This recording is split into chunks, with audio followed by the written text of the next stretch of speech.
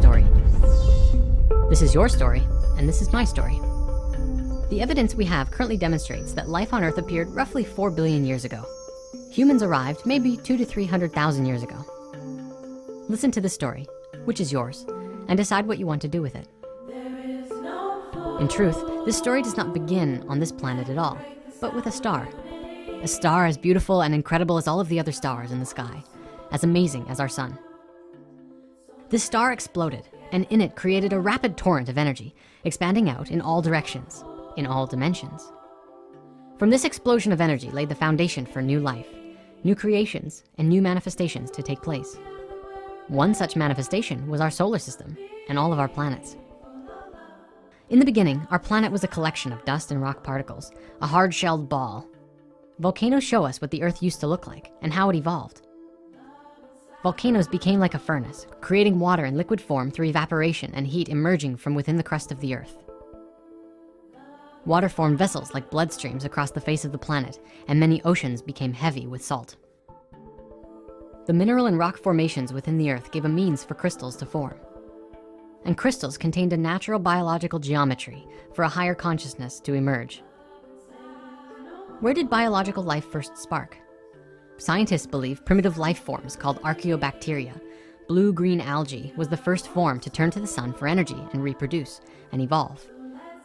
They transformed the atmosphere of the planet. Before this time, the atmosphere was rich with carbon. These billions of microorganisms grew from the carbon, and the carbon drained from the atmosphere and entered the crust to become what was next. The life spread throughout the water, through water cycles, waterfalls, rivers, oceans. All life drinks the same water. Water is essential. Life that grows depends on water. It depends on the sun. The air we breathe comes from the algae. The algae needs fresh water to continue to grow. The engine of life is linkage. In life, everything is connected. Water and air are one. Sharing is everything. In nature, everything is shared. Coral is formed from algae and shells coming together, which provide homes for more fish and other life. Trees took a very long time to grow. They reach upwards towards the sun and are perfect statues, as if striving towards higher truth. They have the power to capture life's energy from the sun, turning it into vegetable, wood, and other living matter. From that, new soils are formed. Earth relies on a balance. Every being has a role to play. Every species exists in cooperation and harmony with another species. And this harmony is not easily shattered. Everything is used in nature. Everything has a purpose. How many species are there that we know of? What do we truly know about the bonds that link them all? The Earth is a miracle, and to modern science, life still remains a mystery. Today, life is just a link in a chain of innumerable others over 4 billion years old. And within just a pinprick of that amount of time, we, the Homo sapiens, with our tremendous brains and nearly limitless potential, have disrupted that balance completely. What this means is that there's something really magnificent and fantastic about us. And we may have dropped the ball a bit. Humans appeared on this planet several 100,000 years ago, and we have transformed the face of the planet. There are many stories about how it happened. Nobody knows for sure.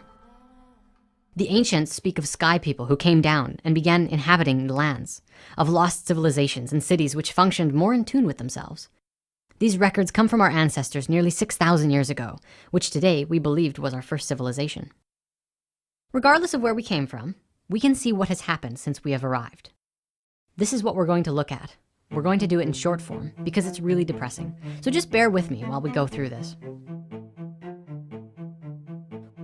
We have taken control of every species of life, of all lands, and turned it for ourselves. We took control of animals to help discover and conquer new territories. We subjugated the growth of plants, calling it agriculture. From that spawned cities and civilizations, eliminating the need to migrate around and scavenge for food. Now, it was in our backyard. But that wasn't enough. We needed more. We tapped into the energy deep within the earth, pockets of sunlight captured in millions of years worth of coal, gas, and oil. And we have seen more change within 50 years than in the last 13,000 years combined. And not all of it is good. Cities like New York and Los Angeles are symbols of the exploitation of oil and the resources that we have forcibly extracted.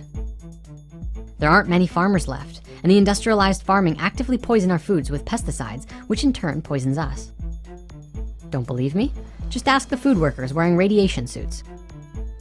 But how can all of the food demands be met without concentration camps of cattle, where not a blade of grass can grow? Instead of grass, trucks haul in grain that is fed to the cattle to become meat to stuff our faces. Houses are cloned, copied, and standardized, wiping creativity off the map. Everywhere, machines dig, rip, bore, and tear into the earth, faster and faster, without any regard for the millions of years worth of what Mother Earth has been creating. Excessive mining will soon exhaust all of the planet's reserves. 100 millions of metric tons of fish have been exhausted. Most large fish have been fished out of existence because they no longer have time to reproduce. Globally, water levels are falling. Places like Las Vegas are the biggest consumers of water in the world, where in other places they have none, and women dig aquifers day after day. Deforestation tears up the earth to make way for new factories. In some places, deforestation is a last resort for survival. Every 1 in 6 humans live in a crowded, overpopulated environments and don't have access to clean water or even electricity. The current plan, it seems, is to pick every pocket of sunlight and use it all up until there's none left. Even heating the tar sands in Canada is getting consumptuous. The way we burn fuel pumps carbon back into the atmosphere, upsetting the Earth's climactic balance as well. How long can this mirage continue? How long can we continue to fool ourselves into thinking that we can survive on this Earth that we're creating? This is our home. It is our responsibility to ourselves and to everything else on this planet to correct the mistakes that we've made. Now, I'd like to make something clear about what's just been shared. What we've been looking at, the poverty, the water levels, the exploitation of oil, and raping Mother Earth's body for anything that we can get our hands on. Well, this is often looked at as the cause of what's going on. In truth, this is the result. This is what we've created as a result of what's going on. So what's really going on? This is something we've looked at before in spirit science. This vibe that often feels like a gnashing, gnawing, tearing apart feeling. It feels like it's happening inside ourselves, and most of us don't have any idea of what it is. It's the separation and all of the stuff that comes from it. The fear, the anxiety, the I'm not good enough, the I want to have power over you. All of that is the result of the same thing, the feeling of being separate. The illusion that you are separate, and the fear and the hurt that comes along when you think that you are alone. You are not alone. We are not alone. It's time that we recognize that we are the power. We are the planet. We are the ones to create the new world for ourselves. It's not up to someone else. It's not something we need to vote on. It's not even something that we need to wait to do. It's a space that we can come from, a space that we can come to within ourselves. All of the problems of the world could be fixed overnight if everyone could come from that space. In the current world, we lie to ourselves and each other all the time. We tell each other that we can't do it, that we're not good enough. When we lie, every action we take is in defense of that lie. Until we can come to a space where we are honest with ourselves, then we can start to be real with ourselves. When we come from that space, we can come to the table with something new. A new space that says, okay, what's going on? How can we fix it? Through conscious conversations with each other, we can think of new ways of doing things. Hey, shut that machine off. It's poisoning us. Done. Hey, let's rewrite our healthcare system. Let's try doing something new that works. Done. Hey, let's make all cars 100% electric. Let's make a way of generating electricity for free. That space you come from that makes that kind of conversation possible is the heart, the unity consciousness, the Christ within, also known as just plain honesty. It's a space that doesn't deny what is real in favor of a more convenient lie. It's a space that is honest about how one feels and what one sees. It's a space that listens with the intention of understanding what another says, rather than just waiting for the other person to stop talking so that you can start talking again. It's a space that's compassionate for all humans, all life, from the best of them to the worst of them. A space that holds all life as a sacred thing and something that can be explored from a space of excitement and freedom. You are not alone. We can make this happen, and we can all do it together. We can do it for ourselves, and we can do it for each other. We can do it in a way that works.